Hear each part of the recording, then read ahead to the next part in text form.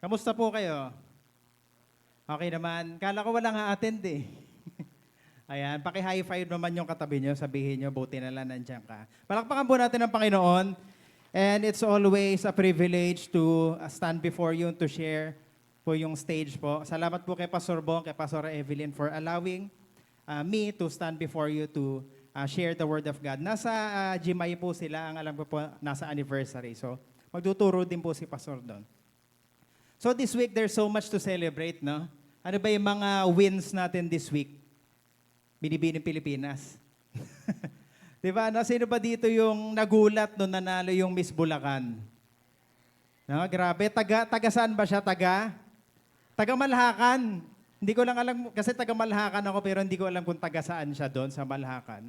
Pero ang nag-stick out doon, si Alden, no? Parang laging galit daw. No? Bulacan! Pampanga!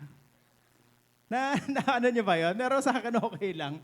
Pero naalala ko lang na ang dami na lumabas agad na memes na si Alden daw pwedeng maging barista, na magtatawag daw sa Starbucks. Ano sinabi doon? One macchiato for Gilbert! Ganun daw. Pwede rin daw siya mag-barker sa jeep. Naalala ko ng, speaking of barker, naalala ko yan si Uriel nakatayo sa likod. Nung bago pa lang namin siya kinoconsolidate, naligaw kami nung isang disciple ko. No, si Ariel yon, so wala po siya dito ngayon. Pero itong si Ariel, mahilig siyang kung nanonood ka Ariel, kwento lang po ito pero totoo siya. Yan. So si Ariel, sabi niya sa akin, sabi ko sa kanya kay Ariel, saan ba yung bahay ni Uriel? Di ba nakapunta ka na rin isang beses doon? Baka maligaw tayo. Magtanong ka muna kaya ulit kay Uriel. Sabing ganon. Ngayon si Ariel, sabi niya, wag kang mag-alala, yakin alam ko yan. Alam ko kung saan yung bahay niya. So sabi niya, mag-jeep lang daw. Tapos bababa daw sa may Pure Gold. Kasi taga Valenzuela siya eh. So alam niya yung Pure Gold Valenzuela, di ba? Malaki yon. Hindi yun mamimiss basta-basta. So pagka nadaanan mo yon, bibilang ka pa ng mga 10 segundo bago mo malampasan yung Pure Gold. Tama po ba yon? No? Anyway, andun na kami sa jeep. Sigurado ka, Ariel, alam mo kasi ako, baguhan lang ako dito sa Valenzuela. Maya Kuya Ken, alam ko yan, akong bahala dyan. So makay kami sa jeep, tapos maya-maya tingin sa labas si Ariel. Sabi ko, mukhang hindi alam yung hindi alam yung bababaan Sabi ko, Ariel, magtanong na kaya tayo sa jeep. Hindi nga, Kuya Ken, alam ko nga yan eh. Sabi niya, alam na alam daw niya. Sige lang. O Kuya Ken, dito tayo, ayan green na building. Bababa na tayo, baba kami. Ito na, Kuya Ken, green na building, Pure Gold. Pagtingin ko, Wilcon. Magkapareho ng building. Tapos, hindi, ito ata yun eh. Ito talaga yun. Hindi pala Pure Gold, Wilcon. Tapos, nagpunta kami doon sa kanto. Inahanap namin yung bahay ni Uriel. Wala, ang tagal. Tapos, nagtanong kami kay Uriel, Kuya, hindi dyan. Sabi niya, doon pa sa may Pure Gold nga. Tapos, ang malupit doon, dalawang mahabang kanto pa. So, nilakad namin yun. Ang tagal talaga, mga 1 oras pa kami naglakad. Tapos sabi ko kay Ariel, kala ko ba alam mo? Sabi niya, kala ko alam ko din. Sabi niya sa akin. So anyway, long story short, meron na po ba dito naligaw? No? Taas nga po ang kamay ng mga naligaw na. Yan. Yung mga naligaw ng landas. Meron tayong nakakilala na naligaw ng landas. Siguro naman lahat tayo. No? Hindi tayo exempted doon. Pero all of us are not exempted na maligaw. Even nga ako, kahit medyo alam ko na yung lugar, nag-Google Maps pa din ako eh. Sabi nga sa akin ni Joyce, Google Maps ka ba? Sa SM Marilao ka lang pupunta. So minsan nag-rely na talaga ako doon sa Google Maps. Even sa San Miguel, pauwi kami. Kahit ilang beses na akong makauwi doon, nagre-rely pa rin ako sa Waze o kaya sa Google Maps. Kasi ayokong maligaw. Sabi mo nga sa katabi mo, mahirap maligaw. Yan. Mahirap po talaga maligaw. Ang daming mga consequences nun. Una, parang imbes na makakapunta ka doon on time, no? Malilate ka. Tapos, imbes na pupunta ka doon na maganda yung mood mo, masisira yung mood mo.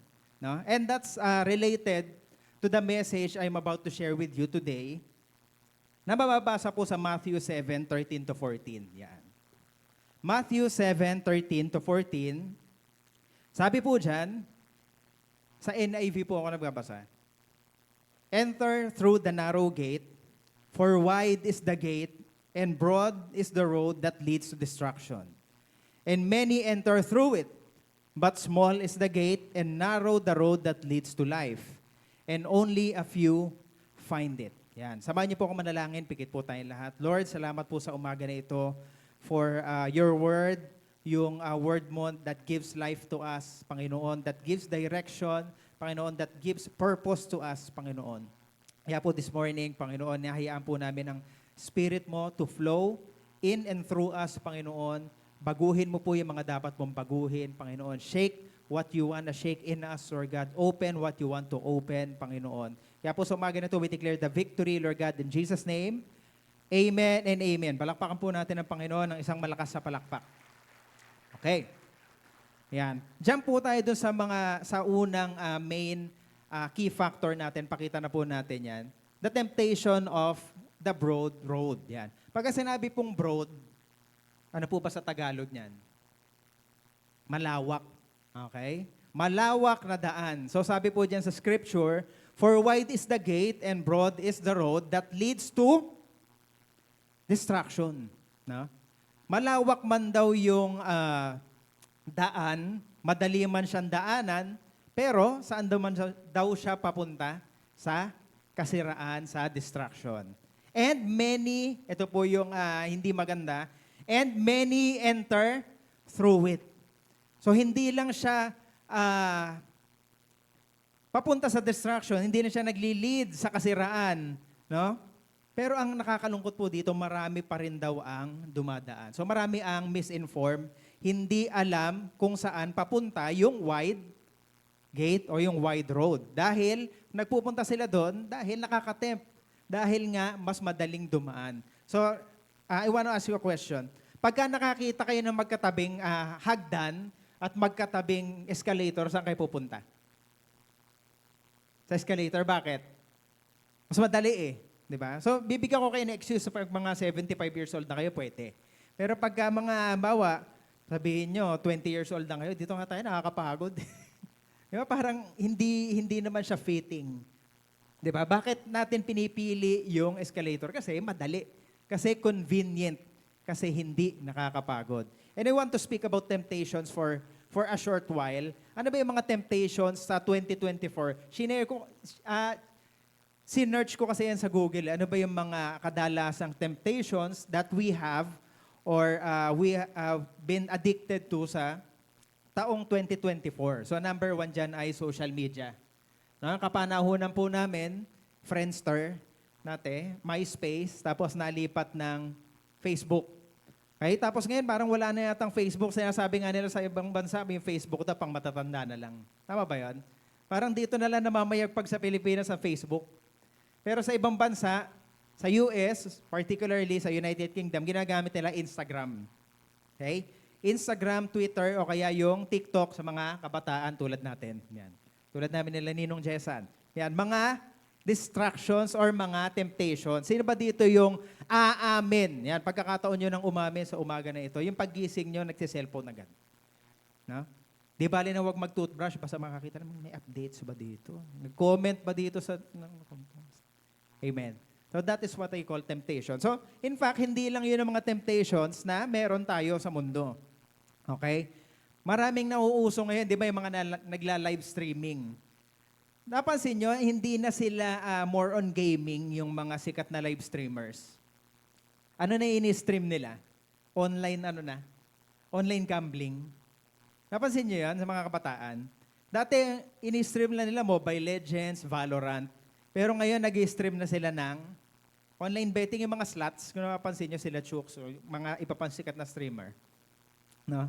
Ang daming temptation sa kapanahunan natin ngayon na talagang bawat tingin mo, talagang there's a high probability na ikaw mismo mabibiktima even though na churchgoer. Tinan mo yung katabi mo. Kanina lang nabiktima yan eh. Diba? Kanina lang, muntik nang hindi mag-church yan, napilit lang. Pinagalitan lang ng leader o kaya pinamasahihan lang siguro yan. Tinan mo nga yung katabi mo, sabihin mo, muntikan ka na kanina eh. Diba? Ikaw yun eh. Ikaw yung nabanggit ni Satanas eh. Sabi na, muntikan na to eh. Pero next week, mas matindi ibibigay ko sa kanyang challenges. Anyway, sa sobrang daming temptation sa mundo, we often find ourselves na sumabay na lang doon sa ginagawa nung nakararami kasi, no? Pagka kasi marami ang gumagawa, it seems na tama yung ginagawa nila. Di ba ganun sa mga game show? Halimbawa, merong tatlong choice, A, B, and C. Ngayon, kung hindi mo alam yung sagot, saan ka pupunta? Doon sa mas maraming nakapila. Tama ba yon? Kasi baka mas maraming tama eh. But the Bible says otherwise. Sabi dito, the wide road leads to the wide gate, but it only leads to destruction. And the sad news is, many enter through it. So plain and simple sinasabi ng Bible, hindi porket marami ang dumadaan, tama na yung landas na tinatahak natin. Amen. That's why we are here in church today. Actually, itong church na to, this is considered a narrow path. Which brings me to the title of this message, Always Choose the Narrow Path. Amen. Maraming narrow path sa buhay natin, maraming narrow path when it comes to decision making. Halimbawa na lang, the temptation of sa pagyaman, okay? Now, nakita mo kasi yung sarili mo, halimbawa, teacher ka, and tumagal ka na ng 20 years, nakita mo yung salary mo, 25,000 pa rin. Wala namang masama doon, malaki ang 25,000. Kaya lang nakita mo, nag-retire ka na, pero parang wala kang naipon, di ba? Ganoon naman sa mga kabataan, sa mga young professionals, palipat-lipat ng trabaho, pero hindi na po promote. And then, dumating yung time, no, na parang, teka, bakit itong kasama ko nagva-vlog lang pero yumaman? Diba? Sino ba dito yung sumagi sa isipan niya yung mag-vlog na lang para yumaman? O kahit nangarap lang. Pero umamin kayo, kahit ako ganun eh. Meron ba? Tinan mo yan, yung katabi mo, mukha bang vlogger yan? Pwede? No? Parang pwede na sumabay kay Rosmar yan. Amen. Kami, may vlog kami. Pagka nakita nyo yun, bibigyan ko kayo ng 20,000. May vlog kami. Yan, nila Jerome, si Rovan. Grabe yung vlog namin, hindi Tagalog, English, kasi ibang demographic ang gusto namin i-reach. Gusto namin mayaman. Pagka napanood nyo, Diyos ko po, kalunos-lunos. Huwag nyo na panoorin. Kahit ako, nandidiri eh. Pagka pinapanood ko nga, sabi nga ni Rovan, hindi ko matapos. Unang 20 seconds pa lang, pinapatay nyo na daw. Anyway, maraming temptation sa mundo and we often find ourselves ensnared into it. Bakit? Kasi gusto natin ng madalian. Gusto natin ng immediate gratification. Sino dito yung familiar sa ganung word? Na? Immediate gratification means na nakaipon ka ng konti, meron kang pera, binili mo kagad ng gamit kasi gusto mo na ma-fulfill yung desires mo o you want to feel good about yourself. That's what is called immediate gratification. So that's also a temptation, yung mga impulse buyers. No? Sino ba dito yung pagka nagpunta ng SM, hindi lalabas na walang nabili? O yung pupunta ng Lazada, hindi i-close yung app nang walang naka-add to cart at delivery. Okay lang sana yung puro add to cart, kahit 100 pang nasa add to cart mo, basta hindi mo chine-check out, okay lang. Kaysa naman yung araw-araw, no? Kanino na naman to delivery na to? Sino yung sa bahay yung gano'n? Lagi may nakaabang na package, no? Yung wala ka ng permis na magbukas ng pinto, Lazada, Shopee, kadalasan mga nanay yan eh. Yung mga bago pa lang matuto sa Shopee, dyan Lazada, uy. Di ba na? Healing the inner child daw yan. Sabi naman. Anyway, marami pong temptation sa mundo po natin ngayon. And also, there's a lot to be respected when it comes naman doon din sa resisting naman yung mga temptations. Ano po yung ibig ko sabihin baga ganon? No? I respect people who resist the wide road. Ano po yung sabi ko dito? Yung mga taong sumasama sa cell group even though na tinutukso. Na corny. Natutukso ba kayong gano'n? Huwag ka na sumama sa ganyan. Mga word of God lang yan eh. Wala naman magandang mangyayari dyan eh. Hindi naman magbabago yung buhay mo. Or, sa mga nagtatrabaho naman, no, yung uuwi ka na lang, aayain ka pa sa inuman. No? I respect those people na tumatanggi. Sorry, Brad, di ako umiinom eh. Amen. Now, they always choose the narrow path. Okay? Ano pa, yung mga nagda-diet, may mga nagda-diet ba dyan? O yung plano lang? May yung plano pa lang. Meron. Hindi pa concrete, pero nintay ko pa yung word ni Lord eh. Diba? Tapos ikaw, 120 kilos ka na. Di, parang, amen. And I respect those people na talagang they take care of their bodies, yung talaga kumakain ng healthy foods. No? Kasi hindi maraming gumagawa nun eh. Tama ba? And I hope you get what I'm talking about sa umaga po na ito, na marami pong path sa buhay natin that is often considered a wide road. Ano po yun? Yung mga madadaling gawin. Amen po ba doon? Yung mga nagsisimbarangay, na madali ba yan o mahirap? Mahirap yan. Gagastos ka dyan eh. No? Pwede mo na sabihin, next week na, yung iba naman, hindi naman din nagsisimbarangay. Di ba? Sa mga nagkokontak na simbarangay. No? Pero bakit nila piniling magsimbarangay kahit umuulan, kahit mainit? Because they choose the narrow path. Bakit? In hopes na madala po yung mga tao, maialis doon sa wide road, papunta doon sa narrow gate. Sige po, tuloy po natin yung palakpak na yan. Marami pong temptations. Yan. And ito po yung takeaway na gusto ko pong makita po natin dito sa unang point po natin na ito. The wide road, though it is enticing, although nakakaakit po yan, saan po yan papunta? Sa distraction, sa kasamaan. No? And we must be discerning enough and be cautious in our decision making. Siguro po ang application natin dyan sa first point na yan, whenever comes the time na meron ka mga desisyon, kahit maliit, kahit malaki, tingnan mo muna, is what I'm doing considered to be a narrow path decision or a wide path decision? Maraming gumagawa nito, kaya lang pagka nakita ko, parang wala naman nangyayari sa kanila eh. Bakit kaya hindi ko subukang mag-ask kay Lord ng wisdom? Sundin ko siya, and let's see what happens. Amen? Choose the narrow path always. Point number 1, dapat nating malaman lagi kung ano yung mga temptation ng broad road. Pangalawa, yan. Number 2, the challenge of the narrow path. Okay? Yung pagdaan po dyan sa makitid na daan, it is not without challenge. Hindi ko naman po sinabing madali. No? Hindi ko naman sinabing makakita ka lang dyan ng daan, dadaanan mo na yan at sinabi ko na smooth sailing na lang yan. Hindi po yun ang ibig ko sabihin. It comes with a lot of challenges. In fact, ang cell group leading, ang discipleship making, even nga yung pag-attend ng church, may challenge yan eh. Kanina nga lang, na-challenge tayo sa ulan, di ba? Ang sarap matulog, yung laway natin talaga gumaganyan na, hayaan mo na, hindi ako gigising. Di ba? Kahit nga ihing-ihi ka na, hindi ka bumabangon kasi sa sarap ng tulog. May sino po yung ganon? Di ba? Tiising ko na lang, kaya ko pa yan. Ano, UTI. Hindi, itutulog ko to. Di ba? Tapos nagising ka, sinilent mo kasi baka mag-chat yung leader mo eh. Hindi ko narinig, leader. Di ba? Sinilent mo talaga eh. Marami pong temptations. The narrow path is not without its challenges. Sabihin mo sa katabi mo, hindi siya madali.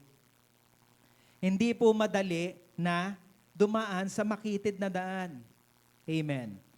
Kasi kung madali yan, di sana marami nang dumaan dyan. Do you agree with me? Kung madali pong dumaan sa narrow path, di sana mas maraming tao. No? Meron po akong nabasang, ang ganda po ng story. Sino po dito yung familiar sa salmon? Yan. Ano po yung salmon?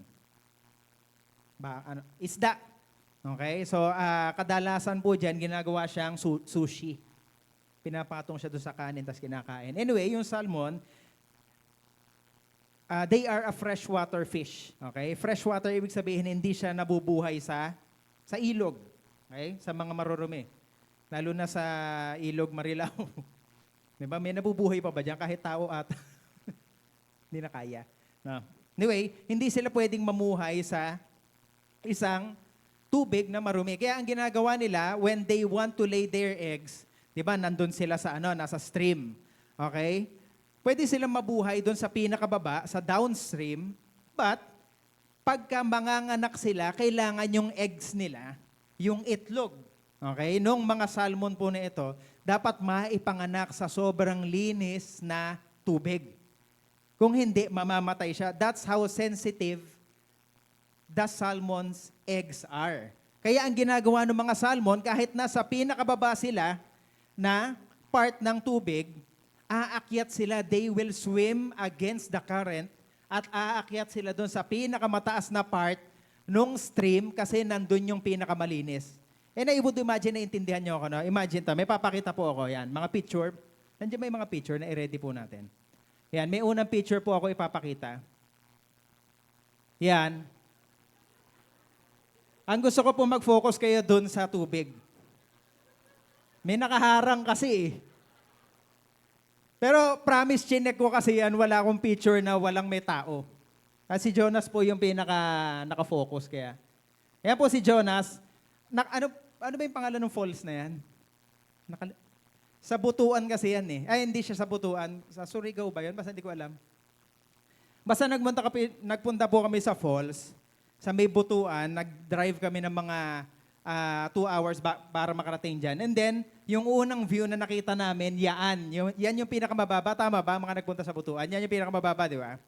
Okay, ngayon, nagandahan na kami dyan. Okay, tapos nung pumasok kami, yan yung pinakamababang stream. So I would imagine, nandyan yung pinakamaruming tubig. Kasi yan dyan yung dulo na yan eh. Di ba? Okay, then, next picture. Yan, kami naman yan. Okay? Grabe, mas matindi harang dito ah. Ito naman yung pangalawa. Okay, yung kung kanina si Aljon, yun yung mababa. Ito yung pangalawa na falls. Kaya napansin nyo, incline siya paakyat. Di ba meron na kanina, mas mababa, ngayon meron ng mas mataas. Okay? Tapos nung na-curious kami, ano kaya yung nasa taas? Yung pala merong daan doon, may narrow path. Pakita mo nga, Ate Mia. Ayan yung narrow path, may daan pala siya papunta doon sa taas. Okay? Mahaba yan si Kuya Gerald at si Bella kasama namin. At hindi siya madali. Grabe yung dinaanan namin paakyat dyan, parang akala mo masisira na yung daan. Kasi meron dyan mga bulok na yung mga handrails niya. Ngayon, nung nakaakyat kami, nakita namin yung mas mataas pa doon sa kanina. So, pakita natin yung susunod. Yan.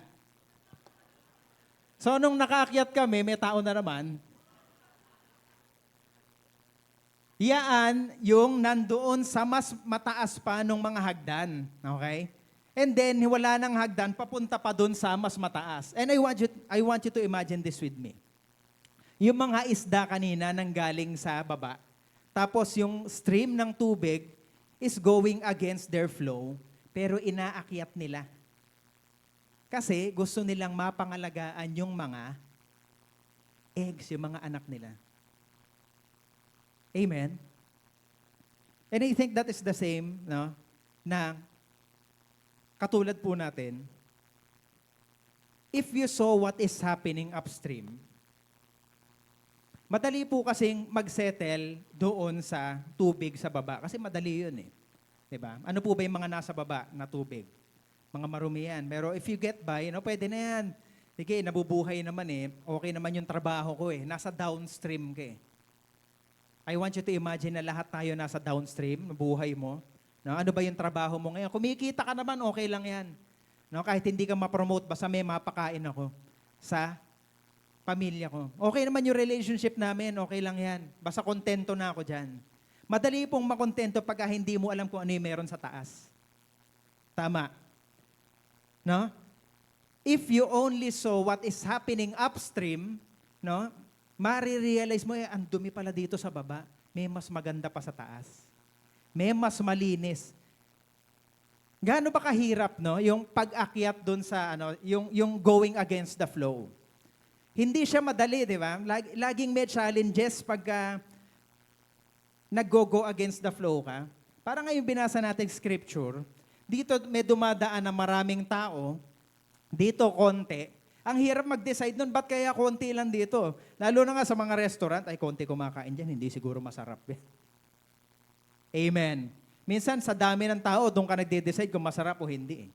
Sa Diwata, Paris. Dahil kumakain. No? Pero nung may tumikim na, sakto lang. Di ba, tig-100.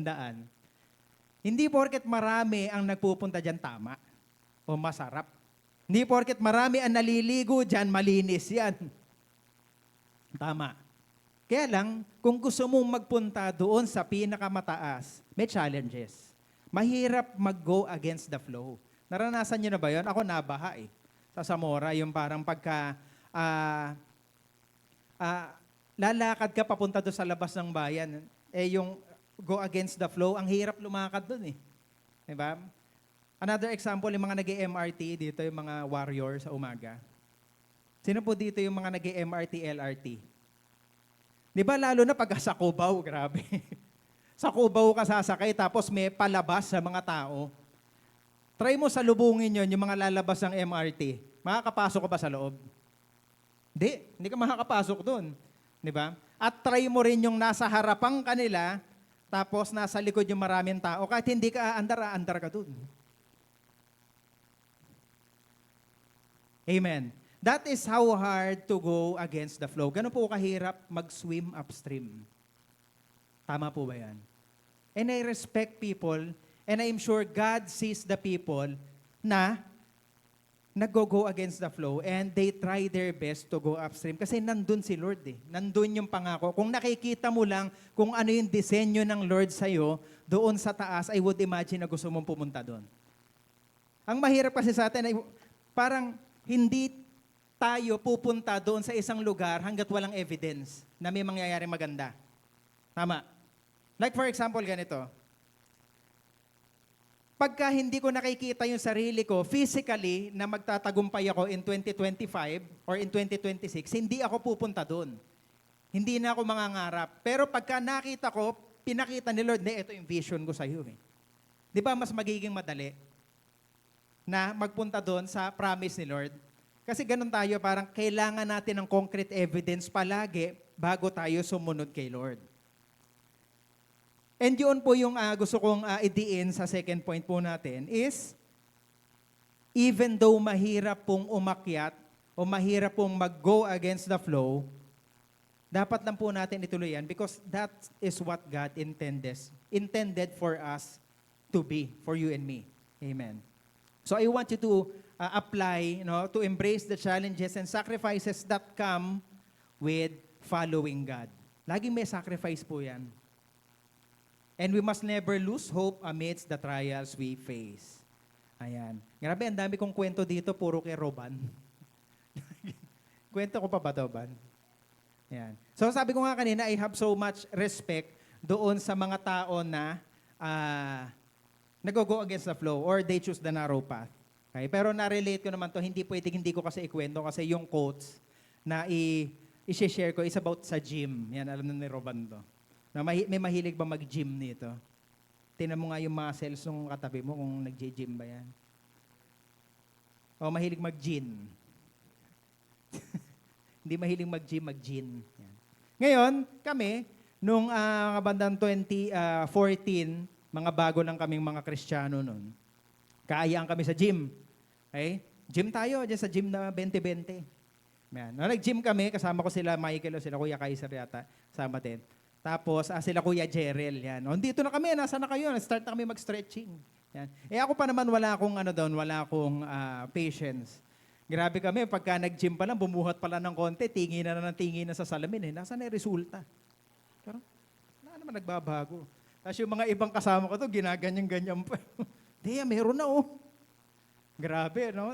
2 oras pala nag-gym, gusto na may cuts na dito. Naguhubad pa eh. Tapos sa matindi na nagbibilihan pa ng mga amino, mga soya. Nag-iinuman pa ng gano'n. Hindi, para ito, mas ramdam ko yung buhat dito eh. Tapos pagkatapos ng 2 session, wala na, hindi na ulit natuloy. Di ba ganun din kayo, di ba? Na unang session, tapos pangalawa, tapos wala na. Hirap eh. Lalo na pagka kinabukasan, yung matagal ka hindi nagbuhat. Yung akala mo, malaki yung katawan mo, nakaganong ka lang. Oh. Pero sa totoo, hindi mo maibaba eh, kasi masakit eh. Di ba? Anyway, nakita ko si Roban noon. Nakita ko si Roban. Alam niyo yung mga sets, di ba? Iba-iba yung type ng buhat dyan eh. Lalo na sa mga nag-gym, paano yung mga buhat, mga basics, di ba ganyan? Ano pa yung mga iba ganyan? Ngayon, si Roban nandun. Ngayon, pinsa ko nasa likod. Si Roban nandun sa isang dulo. Nagsiset. Paganyan eh. Ngayon, makalipas yung 10 minutes, nakita ko nakaganon pa din. Tindi naman ito, kaya. Nakaganon siya sa dulo. Nilapitan ko. Ban, nina ka pa dyan. Di ba dapat ibang set na? Sabi niya sa akin, itaas mo, itaas mo, itaas mo, itaas mo. Na-stuck na pala siya doon. Kanina pa pala. Hindi maitaas. Which brings me to my quotes. Ito, bakit ko kinuwento yun? Ito kasi yun eh. Ito yung punchline.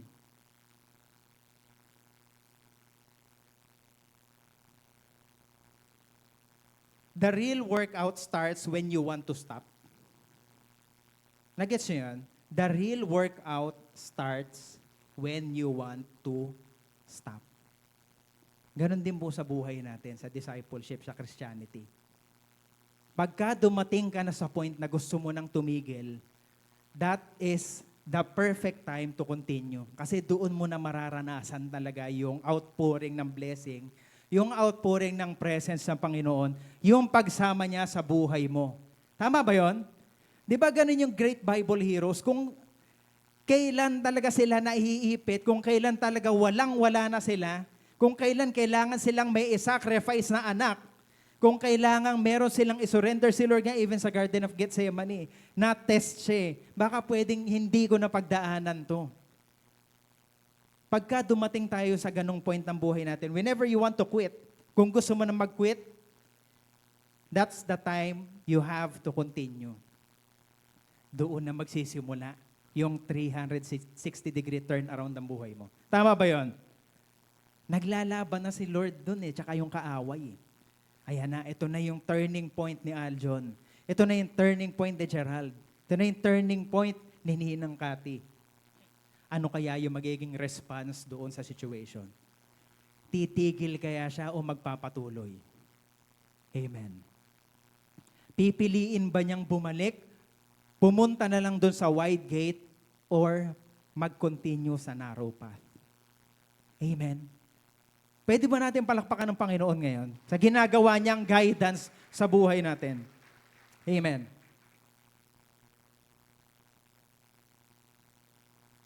Magko-close po ako. Ayan. And number 3, trusting God when the path is unclear. So number 1, ano po yun kanina? The temptation of a broad road. Number 2, the challenge of the narrow path. Number 3, trusting God when the path is unclear. Trusting God when the path is unclear. Amen.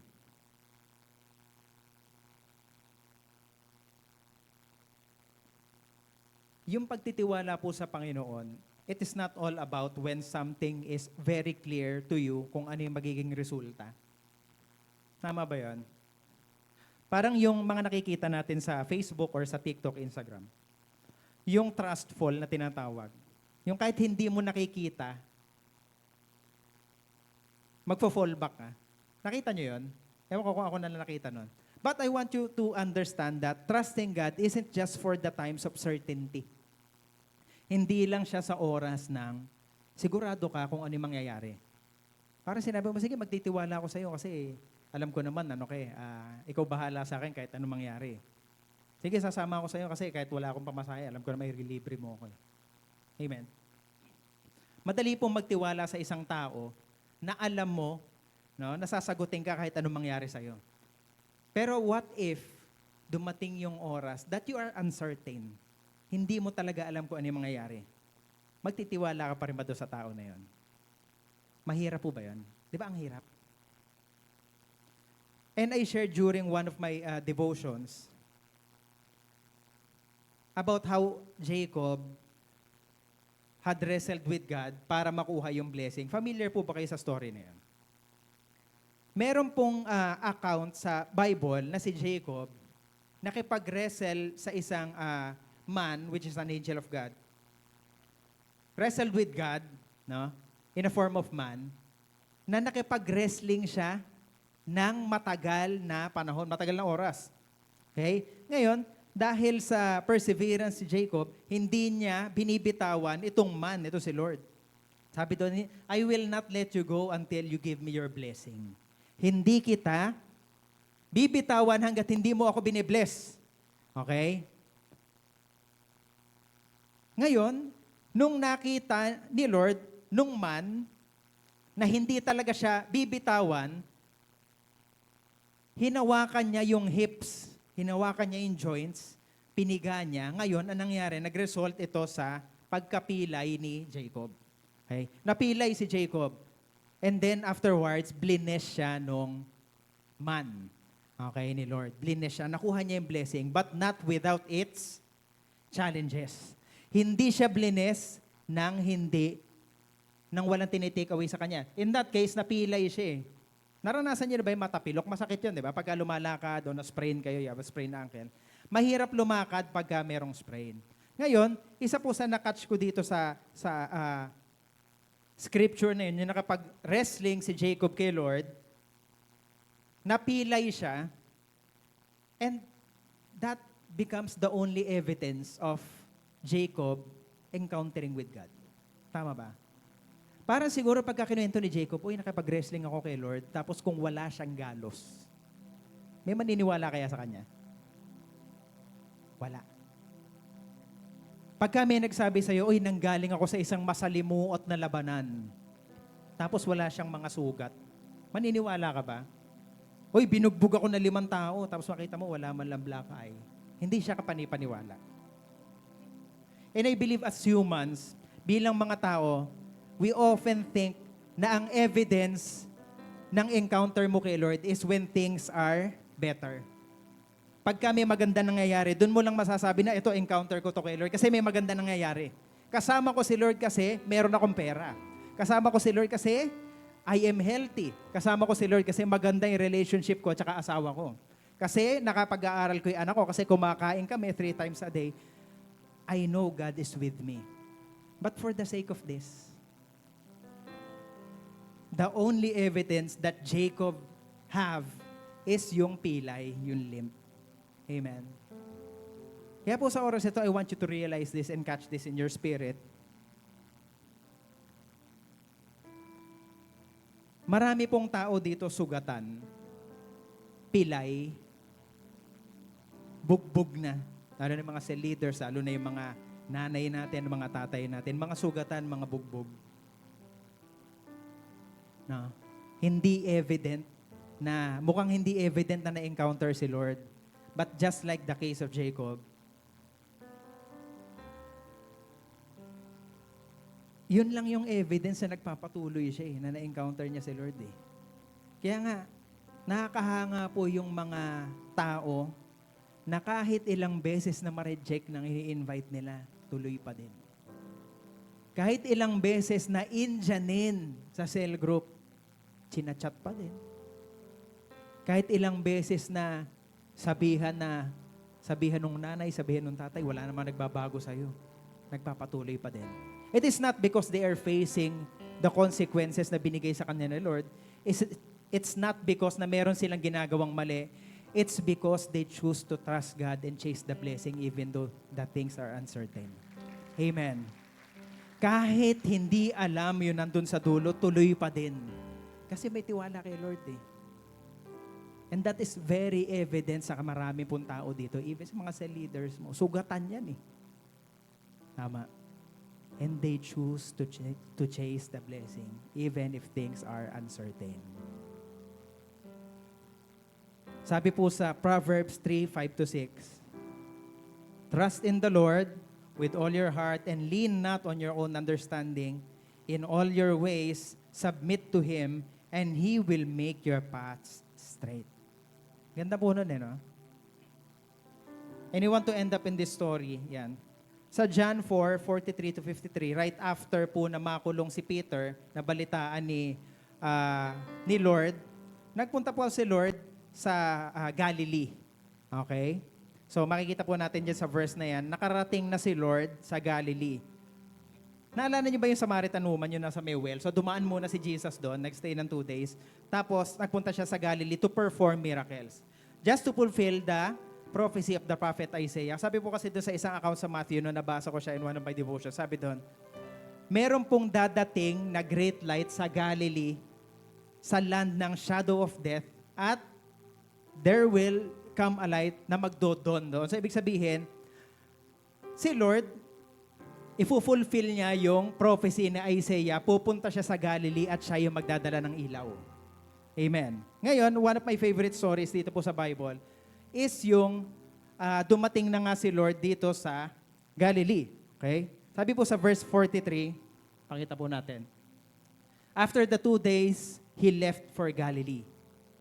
Now Jesus himself had pointed out what a prophet has no honor in his own country. And when he arrived in Galilee, the Galileans welcomed him. They had seen all that he had done in Jerusalem at the Passover festival, for they also had been there.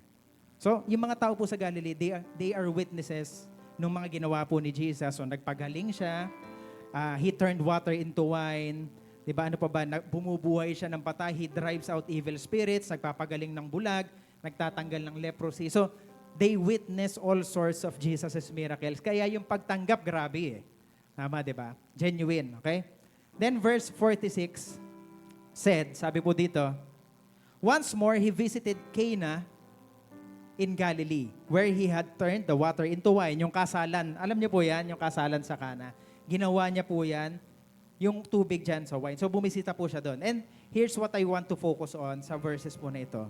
And there was a certain royal official, take note, royal official, whose son lay sick at Capernaum. Okay?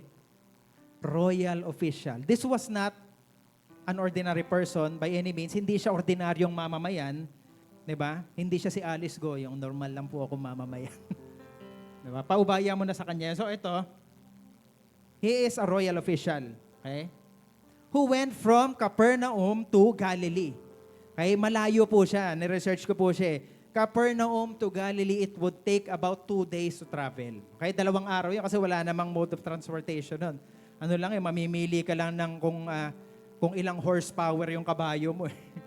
Kabayo lang ang ginagamit doon. Pagka medyo payat yung kabayo mo, matagal.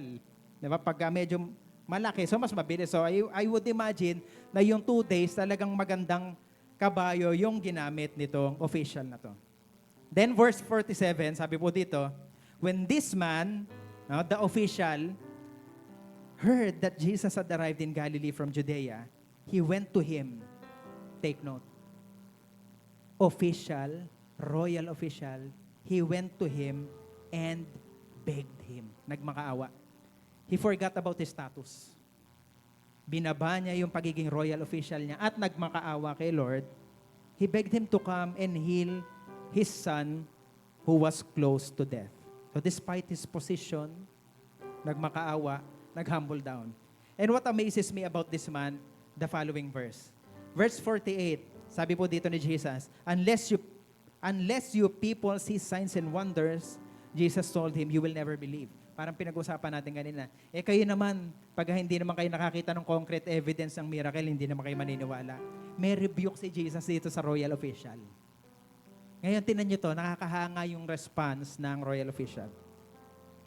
Verse 49, the royal official humbled even further. Sabi niya, the royal official said, Sir, grabe. Yung royal official, tinawag si Jesus na, Sir. Sir, come down before my child dies. Nagmakaawa. Sir, baka pwede naman. Sama ka sa akin, pagalingan mo naman yung anak ko. Di ba ganun tayo mga tatay, no? Talagang grabe tayo magmahal sa anak. We will lay down our position kahit magmakaawa ka, mag-iiyak ka dyan. Gaano pa karami sipon yung lumabas sa'yo, basta mapagaling lang yung anak. And here was a man, a royal official in his status, 2 days, no?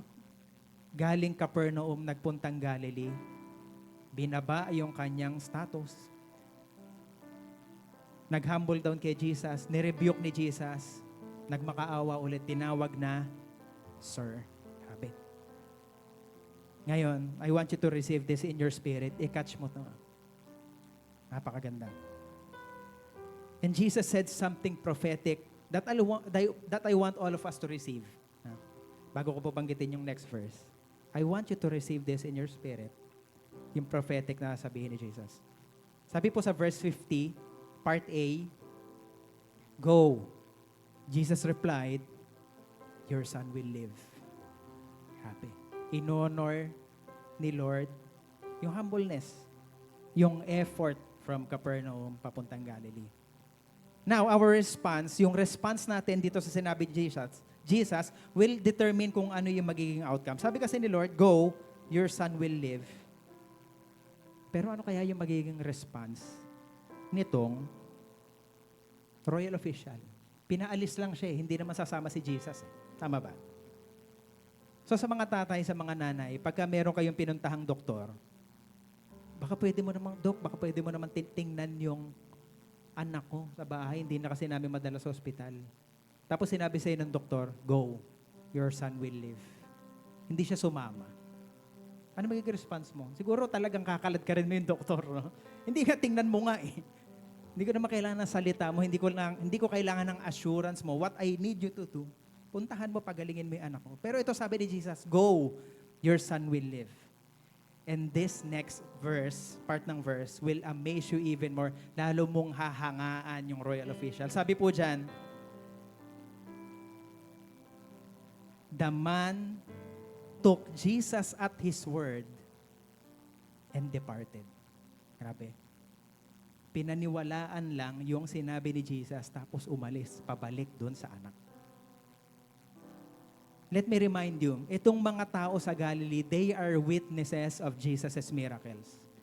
Na witness ng mga tao na to, and I assume itong royal official, naka-witness din.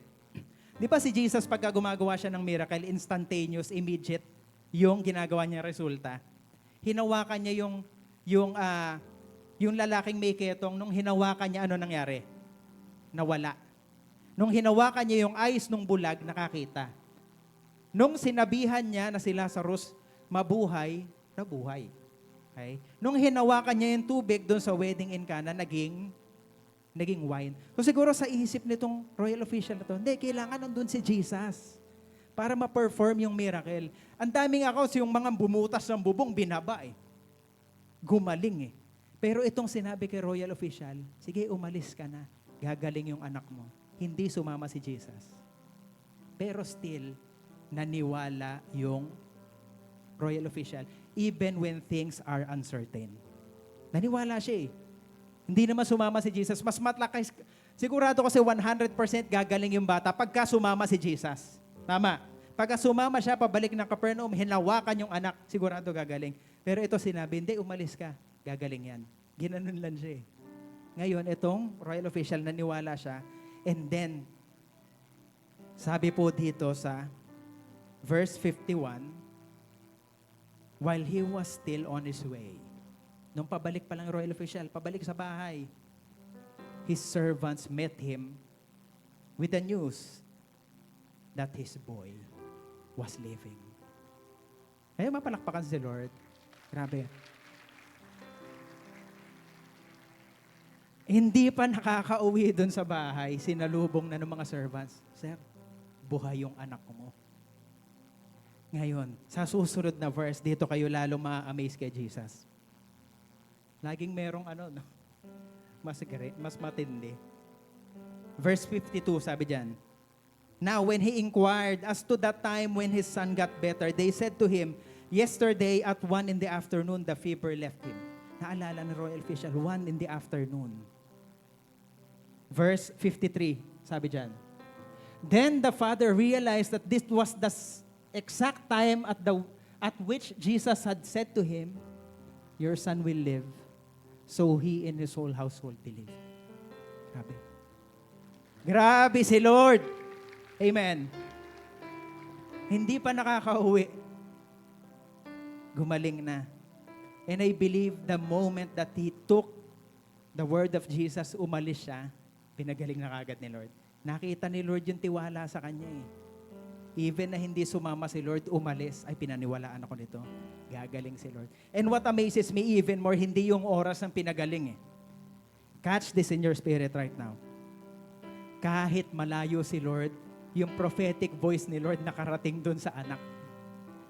2 days worth of travel, hindi hinawakan ni Lord, gumaling eh. Amen. Hindi pa nakakabalik yung tatay, gumaling na. And I believe, no, hindi natin kailangan gawin lahat sa sarili natin. Sometimes God will do it on His own. Hindi mo kailangan solohin yan. Sabi ni Lord, hindi, ako bahala dyan. Hindi ka pa nakakauwi, nauna na ako sa'yo. Sa future natin, ganoon din. When things are uncertain, yung kinabukasan natin, parang wala akong pera, pinagbukas mo yung wallet mo, payat ah. Kahit wala man lang mga SM Advantage card to ah.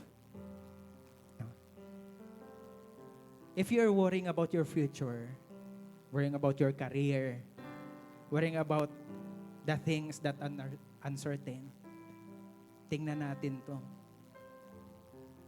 Yung anak ng official, hindi pa nakakarating yung tatay to fulfill his promise with the Lord na uuwi siya at gagaling. Magaling na, sinalubong na.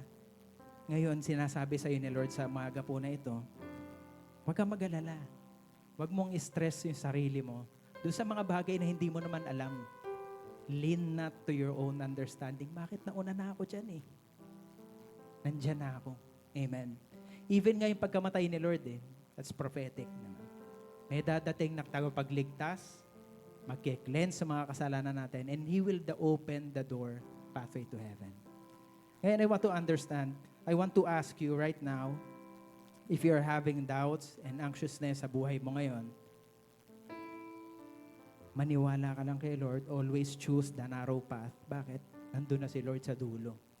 May challenges lang yan. And I'm sure nagkaroon din ng konting kabigatan itong tatay na to pauwi. Pero sinalubong naman ng mga servants Si Lord, minake sure, hindi kayo puntahan nyo na, alam ko, hirap na yan. Amen. Si Lord, He will not give us a test na hindi natin kakayanin. Pagka nakita ni Lord yan, sige, yan, hirap na yan Okay na. Okay na yan, anak. You have proven your trust in me. You have proven your faith. Ngayon, it's time for blessing. It's time for the turnaround. Tayo po tayong lahat. Let's worship God. Palakpakan po natin si Lord.